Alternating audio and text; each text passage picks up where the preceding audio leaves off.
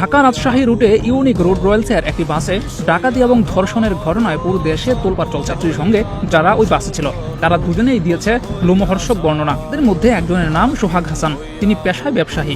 তিনি বলেছেন, গাড়িটি যাত্রী বোঝাই থাকলেও চালক ও তার সহযোগী মাঝ রাস্তায় আরো ৭-৮ জনকে তোলে এবং এদের মধ্যে একজন পরবর্তীতে বাসের চালকের আসনে বসে বাসটি নিয়ন্ত্রণ করে। বাকিরা যাত্রীদের কাছে এসে গলায় চাকু ধরে। তিনি আরো বলেছেন, ৫-৬ জনকে ছুরিও মারে ওরা। এই ভয়ে কেউ কোনো কথা বলেনি। আমার কাছে ১,২০,০০০ টাকা ছিল, আমি সেখান থেকে ২০,০০০ টাকা বের করে দিই। তখন গাড়ির চালক ও সহযোগীরাই বলে দেয় আমার কাছে আরো টাকা আছে। তিনি আরো বলেছেন, সেখানে দুজন নারীর চিৎকার শোনা গিয়েছিল। তাদের মাঝে একজন হিন্দু ছিল, তার সাথে তার স্বামীও ছিল। তারা ওই নারীকে টেনে পেছনের সিটে নিয়ে ধর্ষণ করে। তার স্বামী বাধা দিতে গেলে তাকে মারধর করে। আরেক যাত্রী জানিয়েছেন, দুজন নারীকে ধর্ষণ করা হয়েছে।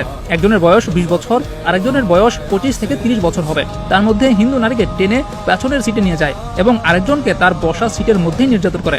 এছাড়া বাসের মধ্যে অন্য যে নারীরা ছিল তারা সবাই কম বেশি শ্লীলতাহানির শিকার হয়েছেন।